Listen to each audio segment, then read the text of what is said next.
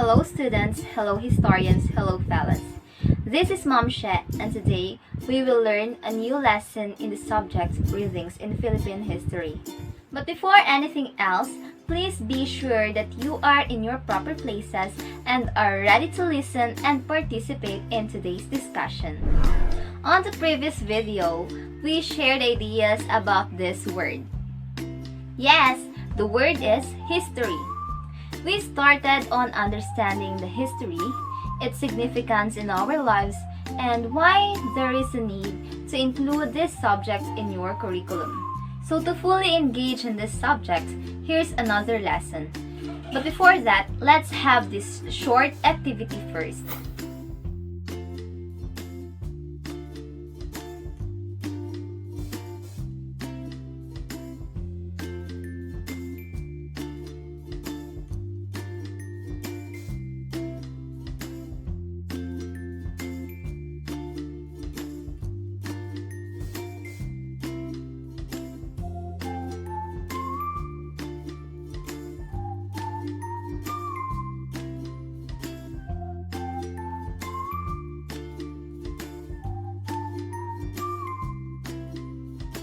Your first activity is now done.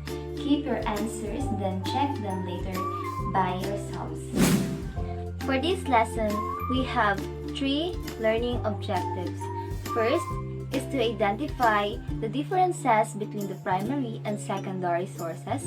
Second one is to enumerate the materials which can be considered as primary and secondary sources.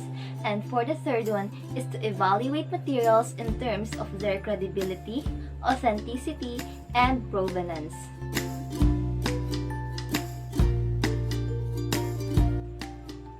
I will begin our discussion today by presenting 2 excerpts which discuss the findings on the remains what was then considered as the earliest known human remains in the Philippines, the Tabon Man. These 2 excerpts were already uploaded in your Google Classroom together with the assigned task, which is the comparative analysis. One from Robert B. Fox and the other is from William Henry Scott. They are both anthropologists, but we will not further discuss on this topic, but rather we'll try to analyze these 2 accounts using the table on your screen. Based on your submitted answers on the comparative analysis, this is the summary of the answers of the majority.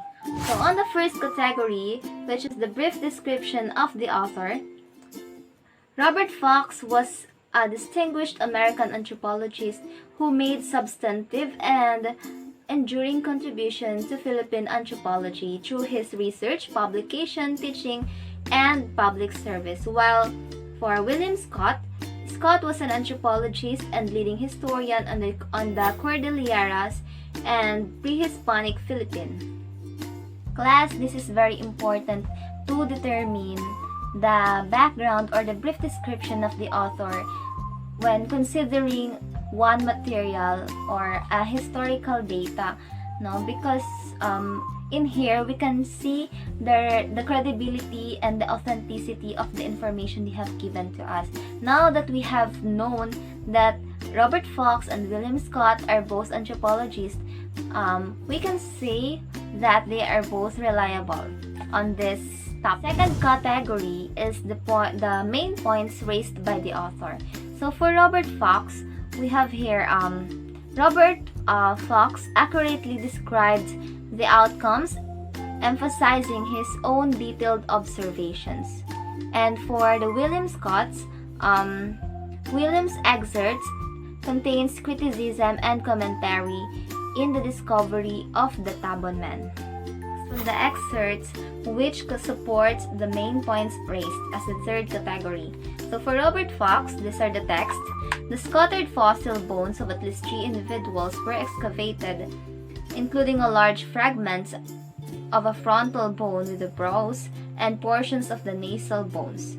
It was discovered during the initial excavations of the Tabon Man, June and July 1962. And so for William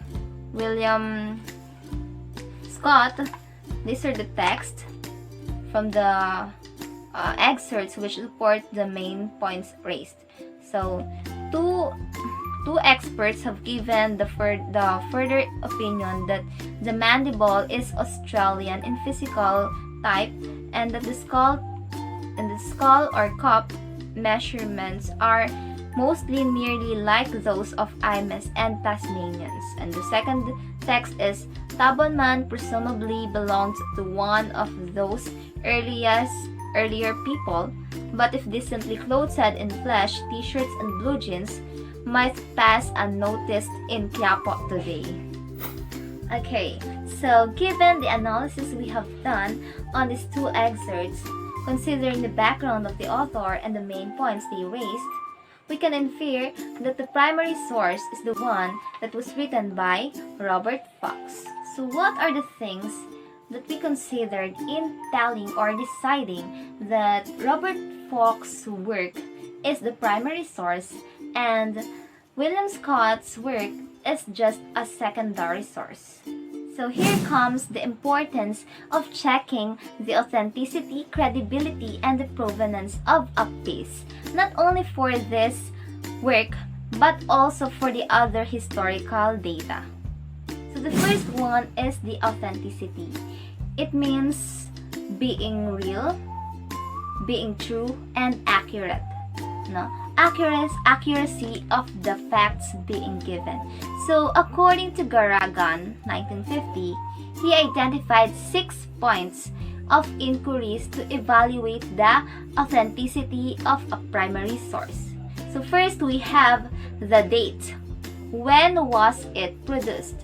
So if we will notice, journal that was published by Robert Fox was first written before that of William Scott. The second one is the localization. Where did it originate? Third one is the authorship. Who wrote it? The fourth one is the analysis. What pre-existing material served as the basis for its production? The fifth one is the integrity. What was its original form? And then the sixth one is the credibility. What is the evidential value of its content? It needs an evidence, for us to say that the information given is factual or authentic. It must provide an evidence. The next one is the credibility. Although the credibility was already mentioned on the 6 points of inquiries of Garagan in determining or evaluating the authenticity of the primary source, it has still separate questions of evaluating the validity and the credibility of sources of historical accounts.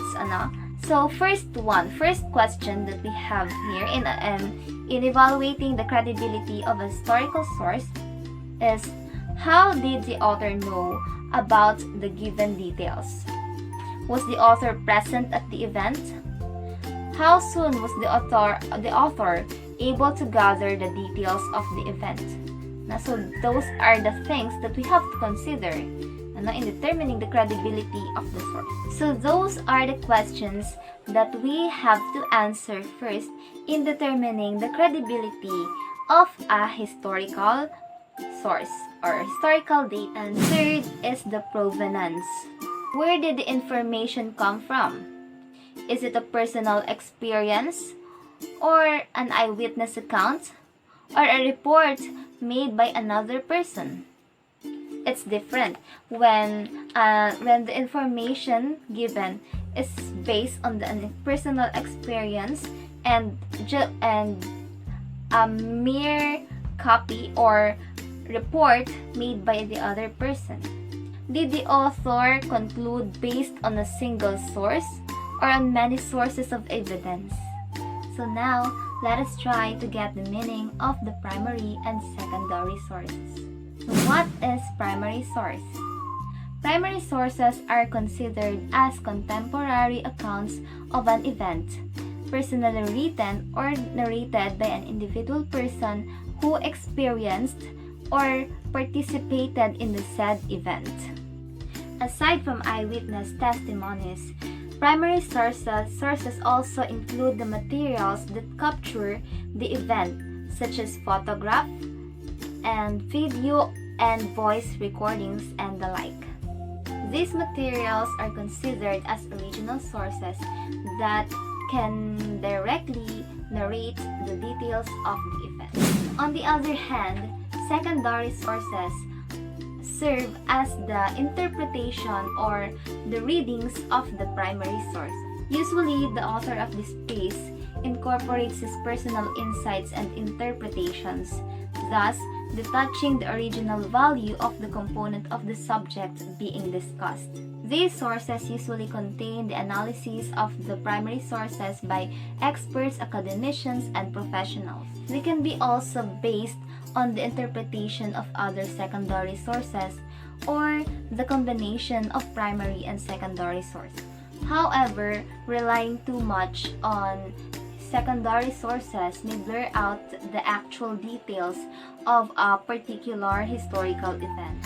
Therefore, primary and secondary sources should be evaluated, and this can be done by checking the authenticity, credibility, and the provenance of a material or a historical data. Okay, so at this point, you are now going to give the meaning and try to differentiate the primary source from secondary source.